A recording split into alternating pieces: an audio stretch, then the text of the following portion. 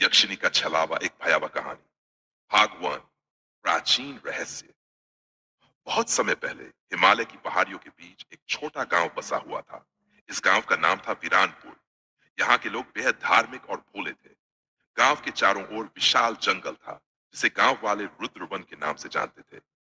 इस जंगल के बारे में कहा जाता था कि यहाँ रात के समय कोई नहीं जाता था, क्योंकि यहाँ एक भयानक यक्षिनी का वास था।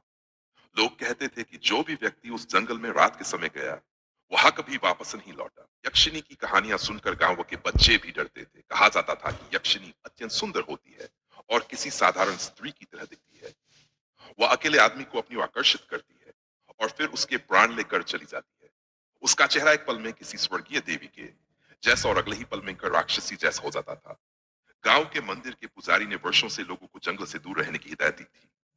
वह कहते थे कि यक्षिनी कोई साधारण आत्मा नहीं, बल्कि एक प्राचीन शक्ति है जिसे साधारण इंसान समझ नहीं सकते।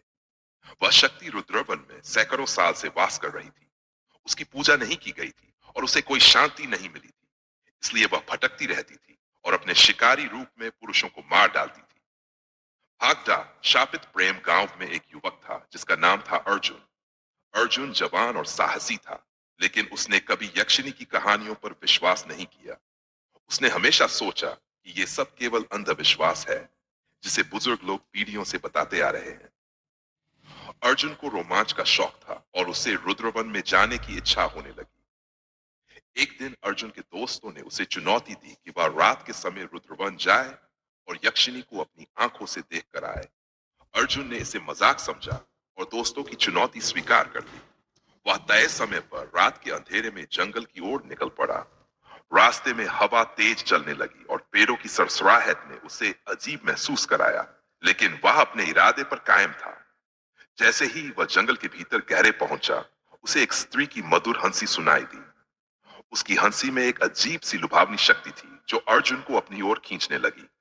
अर्जुन ने उस आवाज का पीछा किया और थोड़ी दूर पर एक सुंदर युवती को देखा।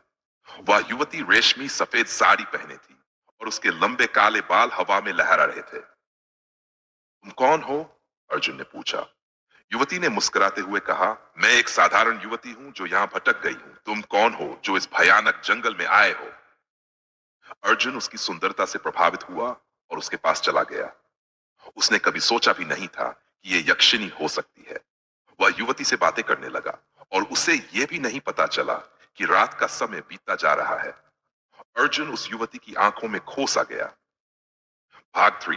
भयावह सच्चाई। जैसे ही मध्यरात्रि का समय हुआ, अचानक उस युवती का चेहरा विकृत होने लगा। उसकी सुंदरता धीरे धीरे गायब हो गई और उसकी आंखें लाल हो गई। उसका चेहरा अब एक भयंकर राक्षसी का रूप ले चुका था। अर्जुन को समझते देर न लगी कि वह यक्षिनी के चंगुल में फंस चुका है। उसने भागने की कोशिश की, लेकिन अब बहुत देर हो चुकी थी। यक्षिनी की भयंकर हंसी ने अर्जुन के दिल में आतंक फैला दिया। वह जानता था कि अब उसकी मौत निश्चित है। यक्षिनी ने अर्जुन को पकड़ लिया और उसे अपनी शक्तियों से बेबस कर दिया। अर्जुन की चीखें जंगल में गूंजने लगी, लेकिन कोई उसे बचाने के लिए नहीं था। कुछ ही पलों में यक्षिनी ने अर्जुन के प्राण हर लिए और उसका शरीर निर्जीव होकर जमीन पर गिर पड़ा। भागदौड़। यक्षिनी का प्रतिशोध। अर्जुन की मृत्यु के बाद गांव में अजीब घटनाएं होने लगीं और कुछ युवा पुरुष बिना किसी कारण के गायब होने लगे। लोगों ने समझा कि यक्षिनी अब गांव की ओर बढ़ रही है। गांव वालों ने तुरंत मंदिर के पुजारी से मदद मांगी। पुजारी ने गांव वालों को बताया कि यक्षिनी का प्रतिशोध अब गांव को तबाह करने पर तुला हुआ है। उन्होंने कहा कि केवल एक उपाय है जिससे इस यक्षिनी को किया जा सकता है। यक्षिनी एक शापित आत्मा है और उसे शांति भी मिलेगी जब उसकी आत्मा को मोक्ष प्राप्त हो। इसके लिए एक विशेष यज्ञ करना होगा, जिसमें जंगल के भीतर जाकर उस स्थान पर पूजा करनी होगी जहां यक्षिनी का वास है। भाग। अंतिम संघर्ष। पुजारी ने गांव के कुछ साहसी पुरुषों को तैयार किया और यज्ञ सामग्री के साथ रुद्रवन की ओर प्रस्थान किया। उन्होंने रात के अंधेरे में जंगल के भीतर जाकर वह स्थान ढूंढ निकाला जहां यक्षिनी का वास था। वहां पहुंचते ही उन्होंने यज्ञ शुरू कर दिया। जैसे ही यज्ञ शुरू हुआ, हवा और भी तेज हो गई और अजीब अजीब सी आवाजें गूंजने लगी। यक्षिनी प्रकट हुई, लेकिन इस बार उसका रूप और भी भयावह था। उसकी आंखों में आग जल रही थी और वह गुस्से से कांप रही थी। वह पुजारी और गांव वालों पर हमला करने के लिए आगे बढ़ी।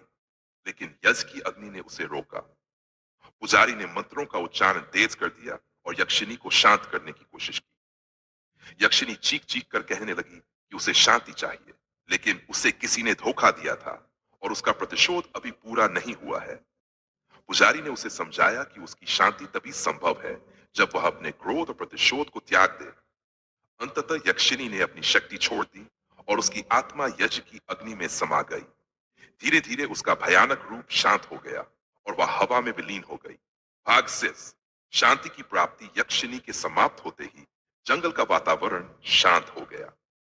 पुजारी ने गांव वालों को बताया कि अब यक्षिनी की आत्मा को शांति मिल गई है और गांव पर उसका कोई खतरा नहीं है। लेकिन उन्होंने ये भी चेतावनी दी कि भविष्य में कोई भी उस जंगल में अकारण न जाए, क्योंकि कुछ रहस्य ऐसे होते हैं जिन्हें छेड़ना खतरनाक हो सकता है। गांव के लोग धीरे धीरे अपनी सामान्य जिंदगी में लौट आए, लेकिन यक्षिनी की कहानी हमेशा के लिए उनके दिलों में बसी रही।